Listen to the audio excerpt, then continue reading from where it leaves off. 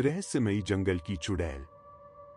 पुष्पा नगर से थोड़ी दूर एक घना जंगल था, जिसके बारे में लोग कहते थे कि वहां एक चुड़ैल रहती है। इस जंगल में बहुत से लोग गए थे, लेकिन कुछ ही लोग वापस आ पाए थे। रिया, समीर और अजय 3 दोस्त थे जो हमेशा रोमांचक अनुभवों की तलाश में रहते थे। उन्होंने सुना था कि उस जंगल में एक प्राचीन मंदिर है जिसे कोई आज तक खोज नहीं पाया है। उन्होंने उस मंदिर को खोजने का निर्णय लिया। एक दिन वे तीनों ने अपने बैग पैक किए और जंगल की ओर निकल पड़े। उन्होंने स्थानीय लोगों से जंगल के रास्ते के बारे में पूछा, लेकिन सबने उन्हें मना किया और कहा कि वहां जाना खतरे से खाली नहीं है। लेकिन उनकी जिज्ञासा इतनी बढ़ चुकी थी कि वे किसी की भी नहीं सुनना चाहते थे। वे जंगल में प्रवेश कर गए।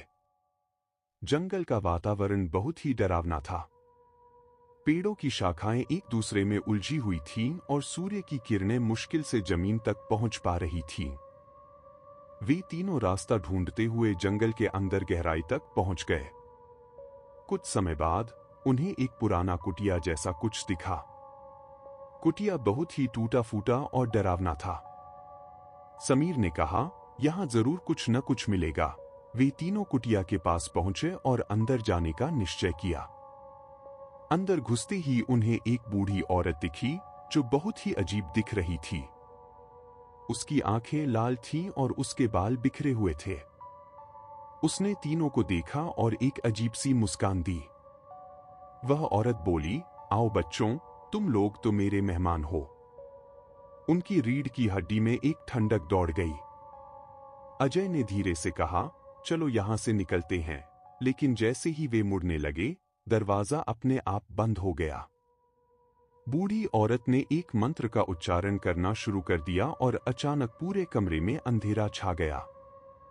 उनके सामने एक विशाल दर्पण प्रकट हुआ, जिसमें उन्होंने देखा कि उनके अक्स गायब हो रहे थे। तीनों को एहसास हुआ कि वे चुड़ैल के जादू में फंस गए हैं। वे भागने की कोशिश करने लगे, लेकिन सब व्यर्थ था। रिया ने साहस जुटाकर कहा, हम तुम्हें हरा सकते हैं, और तभी उसने अपनी जेब से एक ताबीज निकाला जिसे उसकी दादी ने उसे दिया था। उसने चुड़ैल के सामने ताबीज दिखाया और चुड़ैल चीखने लगी। अचानक दर्पण टूट गया और चुड़ैल गायब हो गई। दरवाजा खुल गया और तीनों जंगल से बाहर भाग निकले। जंगल से बाहर आकर वे तीनों एक स्थान पर बैठ गए और हंफते हुए एक दूसरे की ओर देखा। उनकी धड़कनें अभी भी तेज थीं, लेकिन उन्होंने महसूस किया कि वे सुरक्षित थे। समीर ने कहा, यह क्या था? वह चुड़ैल और वह दर्पण, यह सब क्या था? रिया ने अपनी दादी के ताबीज को देखते हुए कहा, मेरी दादी ने मुझे इस ताबीज के बारे में बताया था। उन्होंने कहा था कि यह बुरी आत्माओं से रक्षा करता है।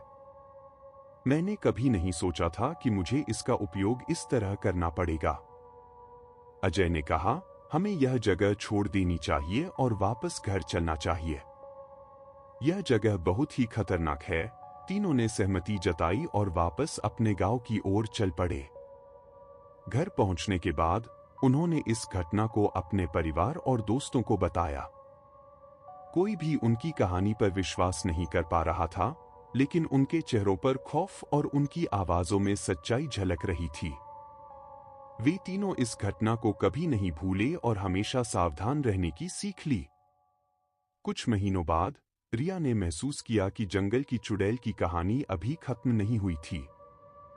उसे रात में अजीब सपने आने लगे, जिनमें वह चुड़ैल उसे बुला रही थी।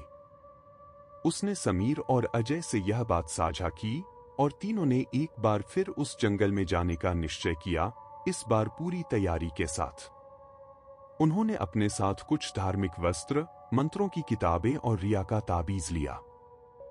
वे तीनों फिर से उस जंगल में गए और कुटिया की ओर बढ़े। कुटिया के पास पहुंचते ही उन्हें फिर से वही अजीब एहसास हुआ, लेकिन इस बार वे तैयार थे। रिया ने ताबीज को सामने रखा और समीर ने मंत्र पढ़ना शुरू किया। अचानक बूढ़ी औरत फिर से प्रकट हुई, लेकिन इस बार उसकी आंखों में खौफ था। उसने कहा, तुम लोग फिर से आ गए? तुम मेरे श्राप को नहीं तोड़ सकते। लेकिन समीर और अजय ने मंत्र पढ़ना जारी रखा और रिया ने ताबीज को और जोर से पकड़ा। चुड़ैल चिल्लाने लगी और उसके शरीर से धुआं निकलने लगा। कुछ ही देर में चुड़ैल का शरीर हवा में घुलने लगा और वह पूरी तरह से गायब हो गई। कुटिया की दीवारें गिरने लगीं और पूरा स्थान एक रोशनी में बदल गया। जब सब कुछ शांत हुआ तो वे तीनों अपने आप को जंगल के बाहर पाए। रिया ने कहा, अब शायद वह चुड़ैल हमेशा के लिए चली गई है। समीर और अजय ने सहमति में सिर हिलाया और तीनों वापस गांव की ओर चल पड़े। इस बार वे जानते थे कि उन्होंने एक बड़ी बुराई को हरा दिया था और अब उन्हें कभी भी उस जंगल में जाने की जरूरत नहीं थी। इस घटना के बाद उन्होंने हमेशा एक दूसरे का साथ दिया और उनकी दोस्ती और मजबूत हो गई। वे जानते थे कि चाहे कोई भी मुश्किल क्यों न हो, वे हमेशा एक दूसरे के साथ खड़े रहेंगे।